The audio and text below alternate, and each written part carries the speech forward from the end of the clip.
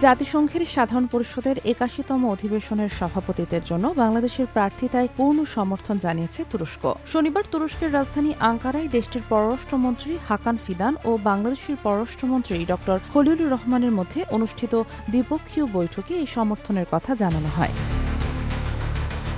বৈঠকে বাংলাদেশের প্রধানমন্ত্রীর পররাষ্ট্র বিষয়ক উপদেষ্টা হুমায়ুন কবির উপস্থিত ছিলেন। আলোচনায় দুই দেশের বিনিয়োগ বৃদ্ধি, দক্ষ জনশক্তি রপ্তানি এবং কূটনৈতিক সহযোগিতা জোরদারের বিষয়টি গুরুত্ব পায়। এ সময় গাজা ইস্যুতে শান্তি প্রতিষ্ঠায় একসঙ্গে কাজ করার প্রতিশ্রুতিও দেয় দুই দেশ। বৈঠকের সময় তুরস্কের ডিপ্লোম্যাসি একাডেমি এবং বাংলাদেশ ফরেন সার্ভিস একাডেমির মধ্যে একটি সমঝোতা স্মারক সই হয়। বৈঠক শেষে দুই পররাষ্ট্রমন্ত্রী বাংলাদেশ ও তুরস্কের বন্ধুত্বপূর্ণ সম্পর্ক আরও শক্তিশালী করার অঙ্গীকার পুনর্ব্যক্ত করেন। Sheikh Masuma, news desk, daily our Bangladesh.